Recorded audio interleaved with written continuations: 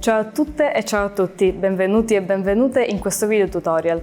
Attraverso questo video oggi vi daremo gli elementi per poter svolgere la seconda sessione dell'attività Scoprire il quartiere attraverso gli occhi degli altri, inclusa nel manuale Metodologie per l'inclusione nello sport sviluppate dal progetto Erasmus Plus Inclusion Reloaded. Questo progetto coinvolge un consorzio di 4 paesi: Bosnia, Italia, Serbia e Portogallo, ed è composto da 8 enti, tra cui associazioni, club sportivi e enti pubblici con diverse esperienze e competenze. L'obiettivo generale di questo progetto è quello di sviluppare delle metodologie educative destinate ad insegnanti, allenatori, operatori sportivi ma anche volontari, per dotarli di conoscenze necessarie, competenze specifiche e capacità appropriate al fine di includere persone con disabilità sia fisiche che cognitive, ma anche gruppi di individui socialmente marginalizzati, nell'ambito dell'educazione fisica e dello sport, sia professionale che amatoriale.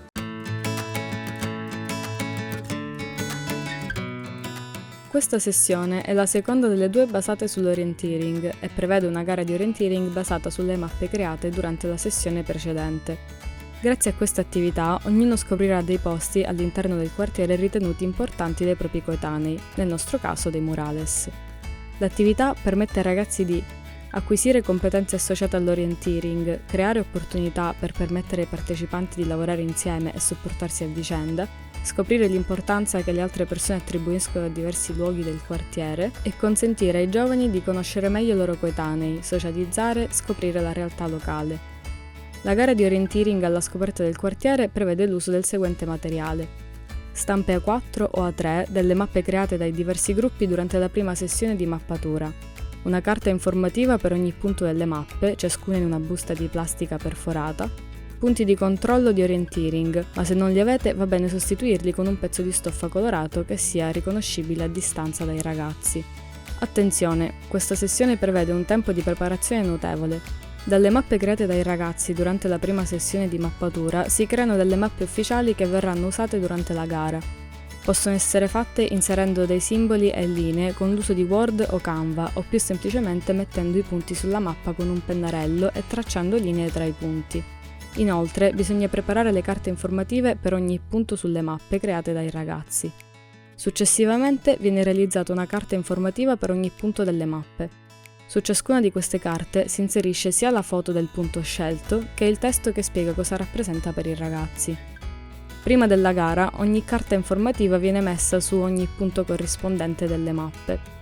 Idealmente ogni carta informativa viene attaccata insieme ad un control point o ad un pezzo di stoffa che sia facilmente riconoscibile. Se i partecipanti sono gli stessi, i gruppi rimangono gli stessi della sessione precedente, in modo tale che ogni gruppo possa lavorare su una mappa creata da un altro gruppo. La gara può iniziare. Ogni gruppo ha un massimo di 30 minuti per seguire il percorso tracciato sulla mappa ricevuta e trovare tutti i punti di controllo.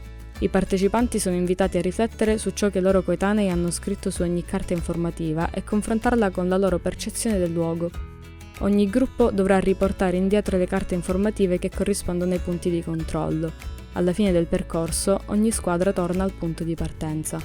Quando tutti i gruppi sono tornati al punto di partenza, ogni squadra presenta le carte informative trovate dal proprio gruppo e condivide il proprio punto di vista. Lo stesso vale per tutte le squadre. Finiamo la sessione con un piccolo debriefing. Ci mettiamo in cerchio con i partecipanti e poniamo delle domande per farli riflettere e valutare l'attività. Quali luoghi hai scoperto nel corso di questa attività? In che modo la tua squadra ha approcciato questa attività? È stato difficile ritrovarsi nel quartiere? Che tipo di supporto ha fornito la tua squadra? Che cosa hai imparato dai tuoi compagni di squadra nel corso dell'attività? E riguardo agli altri partecipanti? Questa attività ti ha fatto riflettere sul modo in cui tu e i tuoi coetanei vivete e percepite il quartiere? E così finisce l'attività di orienteering.